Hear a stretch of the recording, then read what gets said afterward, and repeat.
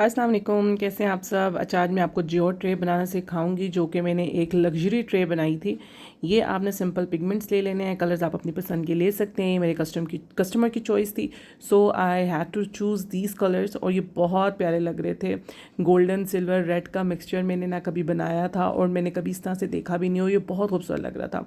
अच्छा, ये सिल्वर सा कलर है, वाइट नहीं है। अगर आपको नज़र आ रही है, इसकी सिल्वर सी टोन है। इसके अंदर मैंने सिंपल जो पिगमेंट सिंपल जिस तरह से मिक्स करते हैं उसी तरह से मिक्स करके और मैंने यहाँ पे इसको पोर करना शुरू कर दिया। डिज़ाइन जो है वो मुझे उन्होंने बिल्कुल, मेरे कस्टमर ने कहा था जिस तरह का आपका दिल चाहे वैसा डिज़ाइन बनाए, बस मुझे एक लग्जरी ट्रे चाहिए जो पहले ना कभी बनी हो और ना दोबारा वैसे कभी बन सके। ठीक है, तो फिर मैंने इसलिए इसके जो डिज़ाइन है वैसे डिज़ाइन चूज़ किए थे कि जो डिफरेंट हों और ख़ूबसूरत भी लगे। खैर, मैंने इसी तरह से करके पैचेस में और अपने डिज़ाइंस में जिस तरह से जियोट बनते हैं उसी तरह से मैंने ये सारे डिज़ाइंस बना दिए थे और आराम से पोर करना शुरू कर दिया था। पोर करने के बाद मैंने क्या किया था कि मुझे इसमें अपने डिज़ाइन चाहिए थे। मैं नहीं चाहती थी एक मीका का एक टिपिकल सा एक वो सेल्स का जैसे जिस तरह से बनता है उस तरह से कोई शेप आए, मुझे वैसा उस तरह का टेक्सचर नहीं चाहिए था। मैंने क्या किया कि इसको सिंपल जब पोर करने के तकरीबन 15 मिनट के बाद, पोर करने के बाद जब ये रेज़न मेरा सेटल्ड हो गया, उसके बाद मैंने क्या किया था, जिग जैग सी करके लाइंस जो हैं, लाइंस इसमें मैंने बनाई थी। फ़िलहाल अभी मैं पोर कर रही हूँ, अपने डिज़ाइन को एक्यूरेट बना रही हूँ जिस तरह से मुझे मेरा डिज़ाइन चाहिए। ठीक है, आप भी इस तरह से कोई भी डिज़ाइन बना सकते हैं, बहुत ईजीली बन जाएगा। अगर आपको रेज़न आर्ट आता है तो इजीली समझ आ जाएगा, नहीं आता तो ऑब्वियसली आपको मेरी क्लास 1 क्लास 2 जाके अटेंड करनी होगी, बाकी ट्यूटोरियल्स देखने होंगे ताकि आप इसको भी समझ सकें। अच्छा जी, अब मैंने ये जितने भी मेरा पिगमेंट था मैंने डाल दिया। ट्रे में अपनी भर के फुल बनाती हूँ। 10 mm की ट्रे होती तो वो पूरी कंप्लीट मतलब भरी हुई होती है, ऐसा नहीं होता कि वो खाली हो। एंड पे मैं आपको इसका रिजल्ट बताऊँगी और बताऊँगी कि मुझे साइडों से सैंड करने की भी ज़रूरत पेश नहीं आई।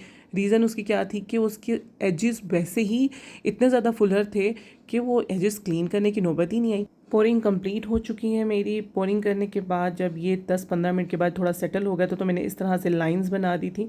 एक इसको जैसे जियोड में लाइंस की एक टेक्सचर होता है, अगर आपने कभी देखा हो तो इसी तरह से सेम मैंने इसमें भी टेक्सचर लाना चाहा था और वो बहुत खूबसूरत टेक्सचर बना था। सारी लाइंस इसी तरह से मैंने बना दी कि सारे डिज़ाइन जो हैं इसी तरह से आपने भी बना लेने हैं अगर आप इस तरह से कोई डिज़ाइन बनाना चाहें तो। एक चीज़ आपने अपने दिमाग में रखनी कि जब आप एक दफ़ा इस तरह से कोई पैटर्न बना ले तो आप टॉर्च गन यूज़ करेंगे, हीट गन यूज़ नहीं करेंगे। ठीक है, अब ये मेरी ट्रे ड्राई हो चुकी है। नेक्स्ट डे है। अब मैं सिंपल ग्लिटर और रेज़न मिक्स करके इसकी जियोड लाइंस जो हैं, ग्लिटर लाइंस, वो मैं इसमें इस तरह से स्लोली बिल्कुल इसको एक पिंच की तरह दबा के और मैंने पतली पतली लाइंस लगा लेनी है। जहाँ भी कलर सेपरेट हो रहा है उसी के ऊपर देखें आपने ग्लिटर लाइन लगानी है ताकि वो जो कलर का एक बॉर्डर है उसके ऊपर ये ग्लिटर आ जाए और ये एक बिल्कुल लगे जैसे अलग दो सेपरेटेड कलर पोर हुए हैं। ठीक है, इसी तरह से आपने एहतियात से सारी तरफ ये ग्लिटर लाइंस लगा लेनी है। अब ये नेक्स्ट डे है और ये मेरी जो लाइंस थी, ग्लिटर लाइंस ड्राई हो चुकी हैं। मैं पेन टच का जो है शकूरा का ये पेन यूज़ कर रही हूँ 2 mm, और इसके साथ बिल्कुल ग्लिटर के एजेस के ऊपर जो है मैं ये मार्कर यूज़ कर रही हूँ। उसकी रीज़न क्या है कि जब आप ये मार्कर यूज़ करते हैं तो ग्लिटर जो फैला हुआ होता है वो बिल्कुल ऐसे लगता है कि जैसे 3D लुक दे रहा है और वो इन्हेंस हो जाता है। ठीक है, इसी तरह से आपने स्लोली आराम से आपने सारे बॉर्डर्स को कवर कर लेना है, आपने ज़्यादा रश नहीं करना। ये देखिए, नज़र आ रहा है आपको कितनी इन्हेंस हो गई। इसी तरह से आपने इसे कंप्लीट कर देना। ठीक है, अब मैं ये लगा रही हूँ जियोड लाइंस। आप जिस तरह आपका दिल चाहे आप इस तरह से करके सिंपल अपनी लाइंस लगा सकते हैं। ठीक है, मुझे जहाँ जहाँ जो जो डिज़ाइन पसंद आ रहा था, जिस तरह से अच्छा लग रहा था, मैं उसी तरह से करती जा रही थी। बस आपने जब भी आपने अपना आर्ट बनाना है तो वो ऐसा बनाना है कि जो आपको लगे कि आपके दिल से दिमाग तक ये बात जा रही है। ठीक है, वही चीज़ फिर प्यारी बनती है। अच्छा, जहाँ पे गोल्डन थी वहाँ पे मैंने वाइट लाइंस लगा दी थी इसको इन्हांस करने के लिए। ये बहुत खूबसूरत लग रहा था। जब आप इस तरह से काम कर रहे होते हैं ना तो काम करते हुए खुद ब खुद ही आपको ये आइडियाज़ आना शुरू हो जाते हैं। तो आपने हमेशा जब भी काम करना है ना तो वो काम करना है जो पहले किसी ने ना किया हो, बिल्कुल डिफरेंट चीज़ बनानी है ताकि लोगों की नज़र में भी आए। ठीक है, ये एक टिप है जो आपने हमेशा याद रखनी है, डिफरेंट और अच्छा काम करें। ये मैंने पहले से क्रिस्टल्स बना के रखे होते हैं अक्सर। ये देखें, छोटे छोटे क्रिस्टल मोल्ड्स मिलते हैं, आप उसमें ये बना सकते हैं। मैं एजेस पे ये रख रही हूँ, ये बहुत खूबसूरत लगते हैं और ट्रे से जैसे उभरे हुए बाहर की तरफ लगते हैं। ये मैं इसको सेटल कर दूँगी अपनी जगह पर और इसके साइड पे मैं क्रश ग्लास डाल दूँगी। आप अपनी पसंद से कोई भी किसी तरह से भी डिज़ाइन बना सकते हैं। मुझे ये अच्छा, क्रश ग्लास जो है आपने पहले डालने हैं, ऐसा नहीं है कि रेज़न मिक्स करके आपने साइड पे रख दी है और उसके बाद फिर आप क्रश ग्लास कर रहे हैं। आपने क्रश ग्लास पहले सेट कर लेने हैं, उसके बाद जो है वो आपने रेज़न मिक्स करनी है, वरना आपको पता नहीं चलेगा सेट करते करते लग तो ये रहा है ना कि फ़ौरन हो जाते हैं, ऐसा नहीं होता।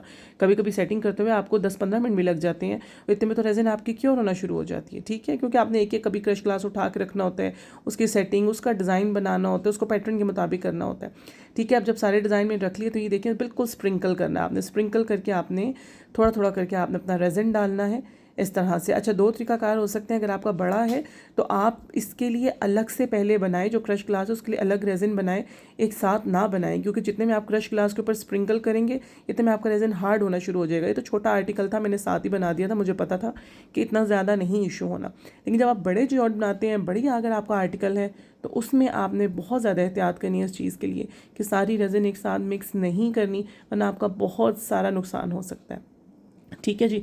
अच्छा, अब मैंने इसको सेटिंग कर रही हूँ, जैसे जैसे मुझे समझ आ रही है मैं अपने स्पैचुला की हेल्प से इसको सेट कर रही हूँ। अब मैंने इसके ऊपर क्लियर कोट दे दिया। क्लियर कोट देने के बाद आपने अपने स्टोन्स तक, एजेस तक, हर तरफ लेके जाना है, ठीक है। क्लियर कोट आपने बहुत ध्यान से हमेशा देने कि कोई डस्ट पार्टिकल उसके अंदर ना आए, वरना वो बहुत ज़्यादा बुरा लगता है। और एक और चीज़ का भी ख्याल रखना कि कोई थोड़ी सी भी जगह जो है वो खाली ना रह जाए। आप आराम से अपने स्पैचुला को, अपने मिक्सिंग स्टिक को आराम से वहाँ तक लेके जाएँ जहाँ तक इसका डिज़ाइन है। और अच्छा, एक और चीज़, या जब जियोड लाइन आप बनाते हैं ना, बहुत सारे लोग कहते हैं जियोड लाइन नज़र आनी चाहिए उभरी हुई, या ये बिल्कुल छुप जानी चाहिए, एक जैसा लेवल हो जाना चाहिए। तो देखिए, क्लियर कोट का मतलब ही ये है कि उसके अंदर, उसके नीचे सब कुछ चला जाए। तो ये क्लियर कोट है, इसके अंदर जितनी भी नीचे कास्टिंग हुई है वो सब छुप जाना चाहिए, ये जो लाइंस है इसके नीचे चली जानी चाहिए, और ये बिल्कुल प्लेन जो एक इसकी लुक है वो लुक आनी चाहिए, ठीक है। अच्छा, इस तरह से करने के बाद जो है ये सिंपल आपकी ट्रे, ये प्रोसेस यहाँ पे कंप्लीट हो जाता है। फिर नेक्स्ट डे का हम वेट करेंगे। इसमें आपने हीट गन के साथ आराम से जितने भी बबल्स हैं वो पॉप आउट कर देने हैं, ठीक है। डस्ट पार्टिकल्स को आपने रिमूव कर देना है।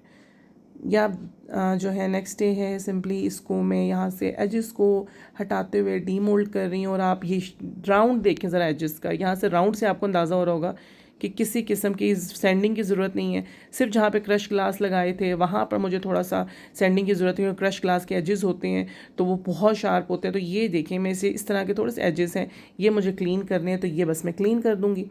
इसके अलावा मुझे सैंडिंग की ज़रूरत ही नहीं पड़ी, क्योंकि बिल्कुल इतनी ज़बरदस्त ट्रे बनी थी, ठीक है। यहाँ से आपने बहुत एहतियात के साथ करना है कि आपका हाथ स्लिप हो सकता है, थोड़ी प्रैक्टिस चाहिए होती है, फिर आ जाता है। अच्छा, एजेस का जो पेंट है मैंने ऑलरेडी बनाना सिखाया हुआ है।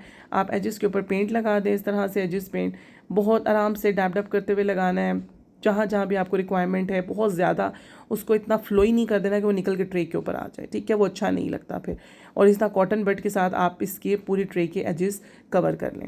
अच्छा, ये ड्रिल कर लिया मैंने, क्योंकि इन्होंने हैंगिंग बनाना था। वैसे तो ये दूध पिलाई की ग्लास की ट्रे थी, लेकिन उन्होंने कहा बाद में जो है वो मैंने अपने रूम में जैसे हैंग करना है, तो आप ड्रिल कर दीजिएगा, छोटी सी चेन लगा दीजिएगा, जो मैं अपोजिट साइड पे रख के तो इसको ग्लास ट्रे के लिए यूज़ कर लेंगे, बाद में हम इसे रूम में हैंग कर लेंगे।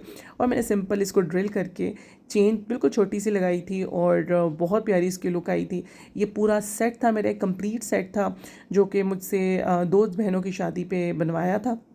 ये देखिए, सिंपल मैंने हुक्स लगाए, आई स्क्रूज, और यहाँ पर मैंने चेन के साथ एडजस्ट करके इसे अच्छे से मैंने टाइट कर दिया, ठीक है। तो आपकी जो ट्रे है वो बिल्कुल रेडी है। ये है इसकी फाइनल लुक। जो पूरा कंप्लीट सेट है वो भी मैं आपको दिखा देती हूँ, चेक करें।